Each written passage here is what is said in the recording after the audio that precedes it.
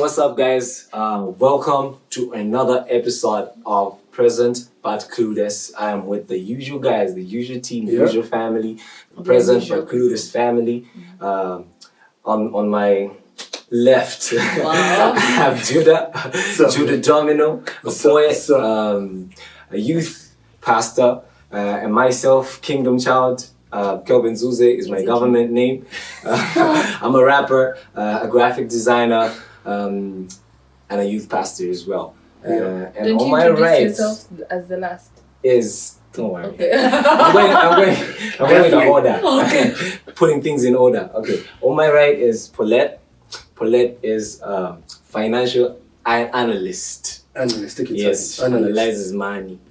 And a youth pastor as well. We work together, all of us. Yeah. And last but not least, we have Rosaline Keegan. Yeah.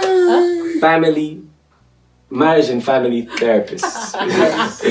Awesome. So stay tuned, guys. We have a conversation that we're about to get into right now. And the conversation of today is in form of a question. Like, why is it that young adults, when they go to college or university, they don't want to go back home? Some of them, yes. But it's very most, yes. Yeah. So that's the conversation that we're getting into. If you have an idea, you can leave a comment down below. Subscribe to this channel and even give us feedback and talk to us. Tell us what you want us to talk about on this show. But stay tuned. Yeah. All right. Yeah, true. You're the young adults. Yeah. Finished Form 4. Yeah. In university. Yeah. Mm-hmm. Why is it more often than not that they don't want to come? And there's a parent, not one, not two. Most parents, when they approach me and they say, it's like my son, my daughter just doesn't want to come home. And when they come home when I'm not there. So as a parent, you're just the ATM. Yeah. They'll come drop their dirty clothes, they're washed maybe, and they'll come and pick up, but they make sure the parent is not there. So why is it that once they're out of the house, they don't want to come back home? What is the issue? I'll give this one to this one. This one? So yes, this young man, yeah? Okay, so let me speak for myself, and which I know some people will resonate with what I'm about to say. Definitely. Because for me, it's because the parties happened outside the home. Because I'm not allowed to go for parties. Like, I can't go and tell my auntie I'm going for a party. Mm-hmm. And what am I coming back? Wait, really? You're coming back at 12 or 1 a.m.? Like, really? But then when I stay on my own, I can come back even 4 a.m. and nobody cares. So that was fun. So the reason for not wanting to come back home, is one of it is freedom to party, freedom to do stuff, freedom to party, and no one is checking your time. There are just so many rules at home, and I feel like the rules restrict your freedom of creativity, social life, and all these things. And you're like, why can't I just hang out with my friends? Why can't I just experience the nightlife? As a young person. So rules. When you say rules, like what kind of rules? There are households that say you have to be here by this time. Yeah. And when you're not here by this time, you miss the food. What? I see people eat here. People eat at 7. If you're not there, you will miss the food. It's also like a punishment, anyways. Because just to keep you in the house at that time. What I'm hearing you say is the young adults who don't like home, who don't like coming back home when they're in university. There's so much freedom. Yeah. They can breathe the air. It's like at home they're being choked with many rules. Exactly. What is wrong with having rules in the house? I mean, this is part of a family. Part of a family values rules. Yeah, it's not wrong. No rules. Just law. The law is fine. Yeah. Rules. Yeah. Sometimes they're agitated. You see, there should be a case whereby your 18-year-old or your 21-year-old is treated different from your 17-year-old. Oh yeah. So then if I get to 21 and I know that, okay, I'm allowed to stay out and go for parties, some parties, or whatever be the case, then I know that, okay, fine, cool. Like, I would look forward to getting there and experiencing those things. Yeah. But in not being able to experience those things, I feel like sometimes we don't have a social life. Like, some of us are super shy because we've not really interacted with a lot of people growing up. Because growing up, you're always at home with yourself and your phone, if you have one, or your computer. Yeah. Are we right to assume that everyone wants to go for a party? All these children, it's about party. No. For me, I'm talking from Yeah, I think we are also dominating this conversation. We need to let Paulette speak. No, from her actually, perspective. for me, the question is, and what I would say is, at times, I feel like when people are given the freedom, they have a tendency of abusing the freedom, especially young adults. Yes, I hear what you're saying. Yeah. But I've met people who've abused it to an extent. Even the parent is like, "Why did I even give you the freedom in the first place?" Can I say something Yes. about that? I feel like parents need to learn how to trust their children. You send me to college, you send me to university, I'm alone there. I do all the things that I can do. You know, I don't have any rules. I come back home, you're enforcing the same rules that you were giving me before I went. That it just shows that you don't trust my judgment, you don't trust my decisions.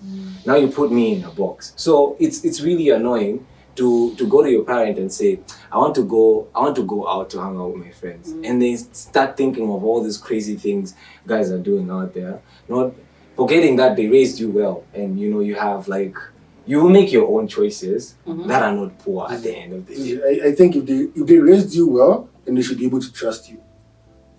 If they're really That's what I sure of just don't themselves get. that they've raised you well, then they should be. They But should then say, I think it also comes from the fact that the same way you're saying about time, right? That you're supposed to come at a certain time. Let's say I have not given you time, but why don't you have the decency of calling your parent and saying, I am going to be late, or mom or dad, I am going to come at this time? because I know the answer will be no. Exactly. No, as in like literally, they haven't given you a rule or a law of what time that you should come.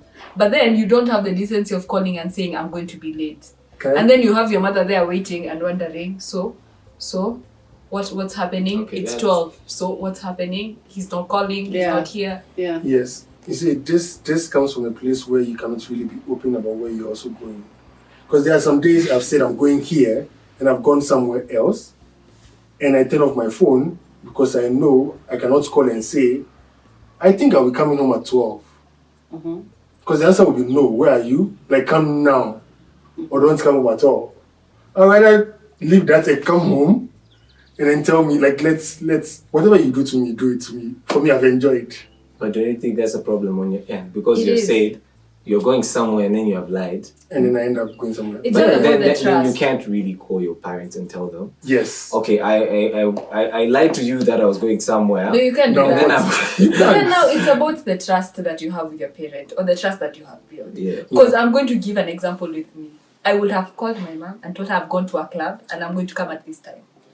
You see, I never lied, literally, because I know I had lied before, and there is a time I lied before, and I ended up being mugged.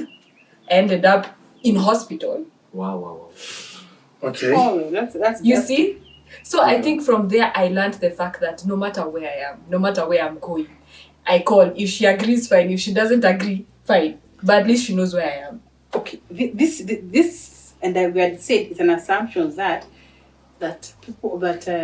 young adults don't want to come back home because of their partying issues. Yeah. But is there another reason? Maybe toxic environment in the house. Yeah. Yeah. What could that be? Maybe it's a lot of rules, a lot of what toxic environment can make a child not want to come back. Mom and dad are fighting all the time. They're not in good terms. Yeah. So going outside Too there much is noise. it's like your space. Now you're in your zone. You can do what you need to do, what you want. Because you don't want to be around people who are always fighting, honestly. For real. Yeah. It's too much noise. There's a lot of noise. Huh? You can't even Yeah. read. You can't do anything. Mm. It's toxic. And also an environment where the parents are very controlling. Yeah. narcissist. Because I want to believe not all children are party. Yeah. Yeah. Not Yeah. what you Yeah. but, yeah. There's some just don't want to go home because when they go home, there's a lot of controlling. Yeah. And you had mentioned about Judah, you had mentioned about time. Yeah. Yeah. It's just like you're always on this child's case. Where are you? What are you doing? What are you doing? Do Who are you this. with? Who are you with? There's a lot, and the rules that your son had when he was 16 cannot be the same when they are 22, 23. Yeah. Definitely. So parents also, we need to go back to the drawing board and see and find out how do we bring up a young adult. Yeah. I think the values that parents instill in their kids is what guides them, even outside there. So if you've instilled good values, you're not gonna be worried about your daughter or your son doing some of these things. Yeah. So even when they're at home, you trust them. What about the peer influence? That is what, as a parent, we fear. Bothers We you, fear yeah. because, of course, you've trained this child from the word go. You've raised foundation. You've raised rules. They have been good. They've been okay, and you've not even been strict as such. Yeah. Yeah. Maybe firm. I like being firm. I don't like strictness. I like a firm. Yeah. You've been firm to this child. You have to. But they go out there Yeah. and there's a lot of peer influence. Yeah. And this peer influence is not making them not come back home. Can I give you an answer? Yeah. Please. Parents, you can't be in control of everything. Yeah. Trust that you have done your part. Mhm. It's a whole big world out there. A lot of things that the children need. They have their own life. You just have to trust that. You know, there are some things that are beyond your control, just beyond your control, and you don't have to blame yourself for what your kid has turned out to be. You know, so don't beat yourself too much at it. But then ask yourself, I want parents to ask themselves, why is it that your child will want to be with their friends and not want to be with you? That's a question. That's a really big question. That's a valid. Because at the end of the day, what are my friends giving me that you're not giving me? If they're making me myself, if I'm being myself, No. for real. There are things that my friends are going to give me that my mom I can't See, get from if my mom. I've been trained, I can't always be with if- my mom if- or Yeah. with my wait, parents. first of all, if your I parents like that have question. trained you enough that you can take a stand and say, you know, this is what I believe in and this is what I'm riding with, either you're with me or not with me, I'm still, then you can stand Yeah. peer pressure. Yeah. But in a case whereby they've not, every time you're like, this is what I say, this is what is going to be done, then in your head, you've been programmed to think that everything that somebody else says is what is right and what you So think. there's no resilience. There's This no- child doesn't have there's resilience. nothing. And I like the question you said, and I think we need to expound it further. Is why does your child want to spend more time with friends than you at home? They understand me. They understand me. They are my age. I can talk to them. I can have conversations that I Yeah. can't take with, They understand you with my Yeah. parents. Yeah. more than my parents. Yeah. So it comes back to the part where we've been discussing is there has you and your child has there's no relationship. Yeah. There was a gap. There's a gap. Somebody dropped the ball. So when they went there, they found the people who understand them, and they've created other relationships away from Yeah. yeah. And what ideally what it should be as a parent is the relationship should be more towards the parent than the friends. Yep.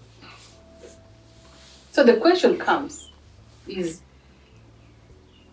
why do these young adults gravitate more to To the the friends? friends. But what type of relationship with the parents? Because I think the relationship I have with my friends and with my parents It's different. should be different depending on the value that I'm getting out of it.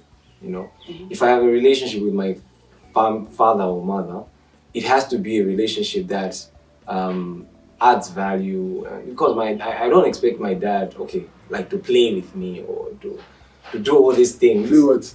PS4? Like you get me. PS. You get me, like play with me, you know. There's some things that I want to talk about with my peers, issues of, relationships, maybe struggles that we're going through. And then with my dad, I can go to say, okay, me and my friends were talking about these things, like, help me navigate through these things. I mean, like, what can you say about this? So that's the relationship that we have. It's different. Like, here you're getting the experience of being in one thing together. And then with your father, you're getting that wisdom of how to navigate through those problems. So I feel like there's a difference in those relationships. But Zuzi, imagine a world where, because I've done that with my dad before. When I used to work with him, we used to talk about, I even told him about my girlfriends I've had. Then he started knowing how to advise me on that. Yes. So imagine a world where sons and their dads can sit and then or drive around and be like, Dad, you know what? I've met this lady and this and this and this. And they can guide you better than, and then the young men will not have to make certain mistakes or have certain mindsets in their head than running to your friends first and coming to your dad when the harm is already done. But it's very difficult, Judah, because there are some things you can't tell your dad. Like, There's some things you can't. there's Yeah, some I things agree. when you're going to your dad, you're like, you're well, like, you have to be articulate. You've constructed your conversation. I think for me, where I sit is you don't have to be articulate, construct your conversation. You're going to meet your dad or your mom. Yeah. You have to have a relationship where when you're with your parents, you're at ease, you're relaxed, you're okay. Because Because you don't want. If you are like that, then it means that kind of a parent has judged or has put you on has put some levels of class or of you have to be this, you have to be that. Yeah. For me, a relationship with a the parent is be as vulnerable as possible. You be vulnerable to your child and they're vulnerable to you. Yeah. Yeah. In fact, it should be the first point of reference is mom or dad. Yeah. Friends, for me, I see it as they're just adding value to what your parents has. Yes. And what Judah has said is, I should be able to go to, a child should be able to come to me, or my child should be able to come to me. Paulette, you should be able to come to your mom and say, hey mom, this and this is happening in my life, what's up? Then from there is maybe you ask now your girlfriend for now their point of view. It should be the same thing but different point of view. But a parent should be the first reference point. Ideally, that's what it should be happening. But it's not happening because there seem to be a disconnect. They put so many standards. There's a lot of gap. Parents are here and the children are here. Can I ask a question? How do you now balance, as a parent, how do you balance being a parent and also being a friend? Because when I go to my friend, when I go to Judah and tell him about my issues, I will be free. Even if he judges me, there's nothing that he can do. Like he has no authority over me. But when I'm going to my dad, I know it's either he will take it, yes, he will give me advice, but then maybe he'll give me a punishment. Because he's an authority. He's my dad. I can give you an example with what my mom has done. Because for me, my mom is my best friend. As in, literally, when something happens, the first person I call is my mom. Yeah. It can't be anyone else. But I have also seen the flip side of her having that firm hand and telling me, you can't do that. That is not even allowed. You see, but because I trust her as my friend, it's so easy for me to actually accept the rebuke when it comes from her. You get? Because she's built a relationship with me and I trust that she's right. When she says no, as in like if I go and say I'm dating someone and then she looks at that man and says, but I feel like there is something wrong, I'm going to say, because you're my mom and you've built a relationship with me and we're friends, okay. But if it comes from someone who's just a friend, I'm not going to take it like that. So to answer my question, there are some situations that you have to be firm, and then there are situations where you have to be firm, where you know. This is what I'll tell you. For me, I believe it comes with age. When your child gets to 25 years, 27 years, you have less of don't do this, because you cannot tell the person not to do. So at that point, my dad told me, when you get to a certain age, you now start becoming more like my brother. I tell you what to do, you can choose to do it or not to do it. For me, as a parent, I've told you. It's different from a 16-year-old, a 17-year-old, or a 12-year-old. Those are different. So it's just like But I think for me, even if the way you say, right now, my mom would still, because I'm still her child. According to her, I'm still her child, no matter if I'm 30. If I say no, because I also saw it with her and my grandmother. My grandma will tell my mom no, and she'll be like, okay, no, Yeah. no. But you see, but I get it. When you're 16, when you're 15, man, if your mom says no, it's no. You don't have an option of thinking towards. Yeah. Like you go and tell your mom at 18, I'm moving out, and she says no. Compared to when you're 25 and you tell your mom, I'm moving out, and I'm working. Because you see, still move out. I will still move out. when you're It's 18, fine. they can give you all the reasons why you shouldn't move out. Yeah. They can tell you, okay, you don't. I will decide not to give you money because you're not working this and this and this and this. But Just see. that means it's negotiable. It is. Yeah. Okay, 18 years. If you're 18, 16, you can't go tell your mom See, you're moving out. Go. You'll come back in the evening.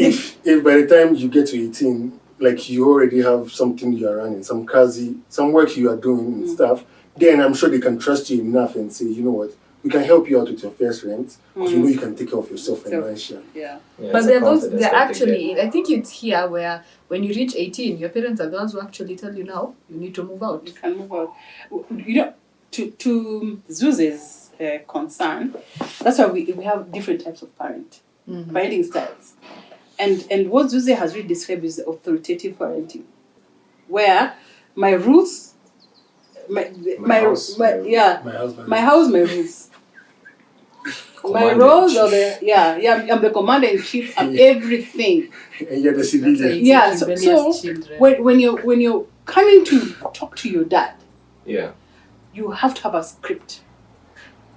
Yeah. You have to receive And you have to tell him when he's happy. And you have to tell him when he's happy, when he's sitting on his chair. Yeah? Yeah. And maybe taking his beer or his whatever and he's relaxed. He's a big man. He's reading his He's newspaper. reading his newspaper. No. Newspaper time, you don't go. See, that's what Get information. that's when Maybe he's he not has read some bad concentrating. news over No, there. it's when he's not My concentrating. friends. He's not concentrating, and then you ask, so you're going to buy me? Yes. And you have to have gone through mom. Yes. Yes, I've seen For you that to a drop a lot. hint. No, I've seen Actually, that a we'll lot. get to that by the way. Like, why mom? But it's true. Even when I'm you do something wrong, you go and flexible tell like that. mom, please, you tell No, dad like that. everybody needs a mediator in a situation like that. Everybody needs a mediator. And you know what? This is something not when I'm mediating. This is something that your son needs maybe a new laptop or has broken. And the laptop, you're in the university. Universities, people need laptop. Yeah. Or they've broken something, Yeah. That An one you have to go. accident has happened. Yeah, so that is a very authoritative parent. Yeah? And that is the main reason maybe this boy might not want to go back home. Yeah. Because I just can't get through to my dad. It's too much. And maybe they'll come home. Is daddy home? No. Come say hi to mom and go. Yeah? Wow. Yeah. But now when you you need to have a balance. And that's what Paulette was saying. A balance kind of parenting style. Yeah. Personally, I don't believe in no. Personally, I don't believe in being. I like what you said. My mom is my friend. I would want also my children to say my mom is my friend, but I won't say my children are my friend.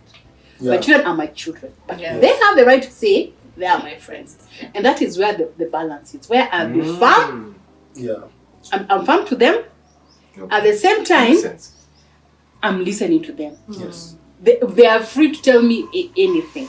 And then you have that kind of relationship. That's when maybe you can be able to, when you go to university, you can come back home, visit, tell me what has happened. Yeah. Yeah.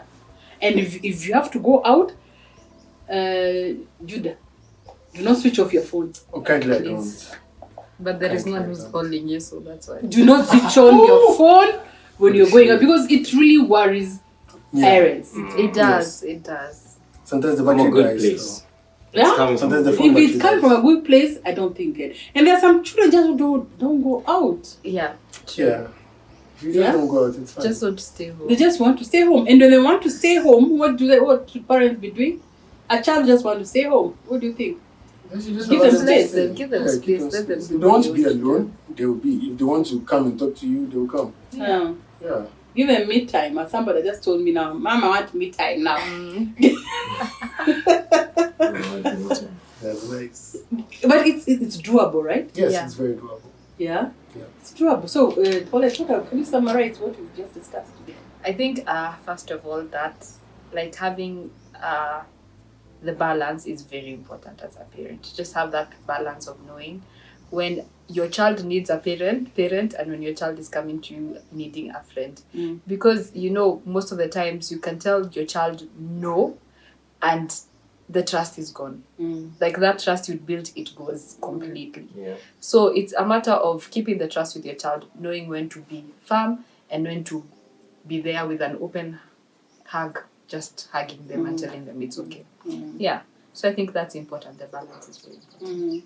What about the authoritative one? So what's the best parenting style? Because I feel like the authoritative one is not. It creates a lot of fear. Like I can't even just go to my dad Yeah. and tell them this or an opinion. They will just look at me. And Kwanzaa, when the dad is like a big man, even in his workplace, or maybe he has a PhD. Hey, my friend, every suggestion that you make, it's like you're just a teenager. What are you doing? You're There's just a nothing young boy. Yeah. Yeah. There's nothing you know. So my opinions don't count. Like I just feel like I have to work hard. I just feel like I have to try hard.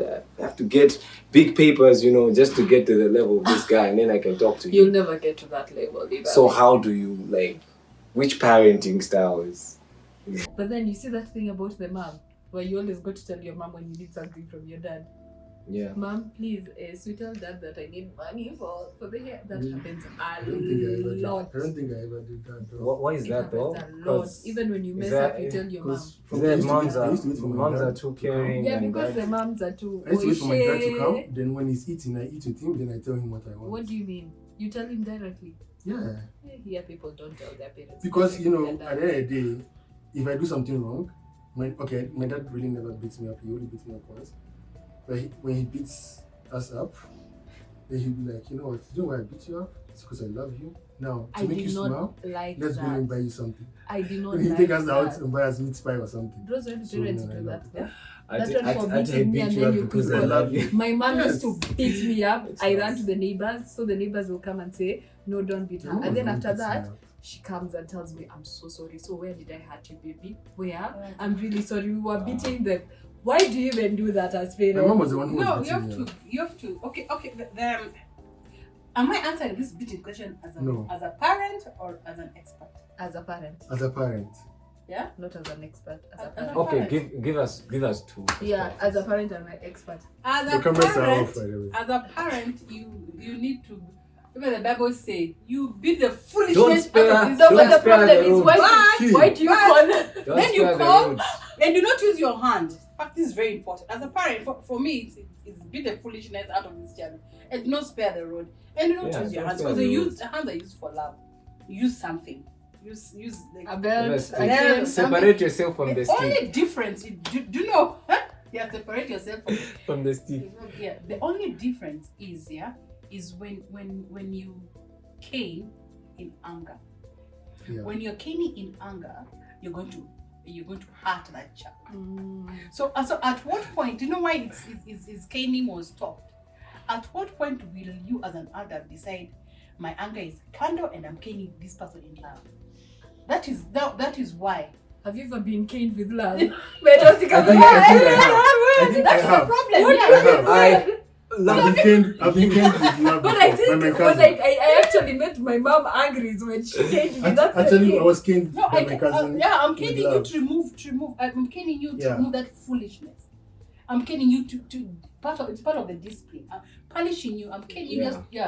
I'm not caning you to hurt you. I'm Yeah. caning you to remove that. But I've foolishness. seen that This one is for for caning foolishness. in anger, Yeah. This is for- where And parents abuse. cane like I've seen. I think it was a neighbor who did that. You beat your child and then you cry. You see, because you beat your child and then you realized you were angry, Yeah. so you started crying because now your kid is crying. You're crying. Yeah. So, Which so is- you're that anger you had inside, you're releasing it to this child. And this child might be 4 years. Yeah. And now when they are big, you can't cane because they'll put for you they'll put for you a feast. Yeah. So that it's more of now talking and conversation. And to your point, you asked about, so there's the authoritative parents, which is good because you're a balance of the two. Authoritarian parenting style is not as bad because it's my way or the highway. Authoritative is the balancing of being firm and being open to your child. And this is where you cane with love. Now, as an expert about caning, I would advise, as an expert, is if you have issues as a parent and you've not dealt with those issues as a parent, you should not cane your child because you'll end up being abusing this child. Until you hurt this child. Yeah.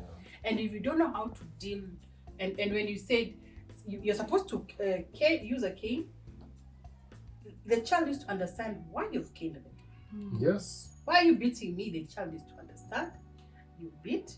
I'm giving you 3 canes for this kind of.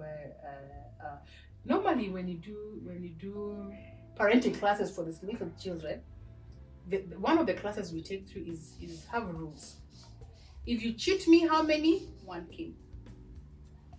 If you rebel, if I'm calling you and I call you 3 times, if you don't answer me, how many? 3.